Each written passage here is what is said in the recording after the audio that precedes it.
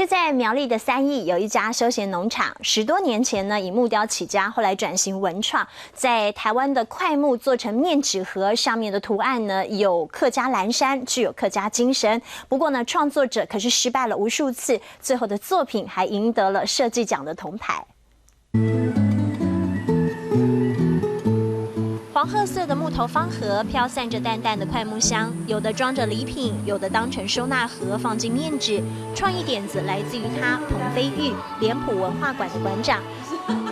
这些手工木盒对他来说是宝贝，如同孩子般重要。故事要从7年前说起，木雕是他的本行，后来转型文创产业。他想了好久，决定以客家蓝山为主角。这家是客家人，所以用客家的精神都杜放的。产品呢，我本他较接受，所以我就想到头班阿婆做的伞布哦吼，客家蓝山。坚持选用红块木才有香味，不会变形。光是一个盒子要裁切、刻上图案，从设计到成品得花上好几个月才能诞生。过程中失败无数次，他回忆当年为了一个手工木盒，灵感一来埋首其中，常常因此废寝忘食，就连面纸盒的开口怎么摆也都有典故。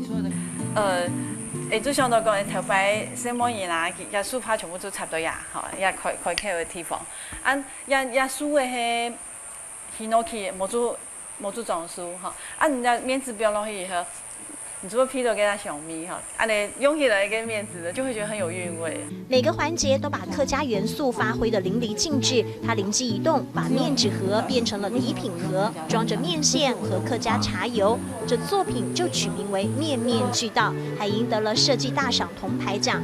礼品不只是欣赏而已，他还大秀厨艺，端出一道道的料理。蒜头、酱油和山茶油先打个底，再让面线一起搅拌。不是什么山珍海味，而是几滴客家茶油就能道尽客家美味。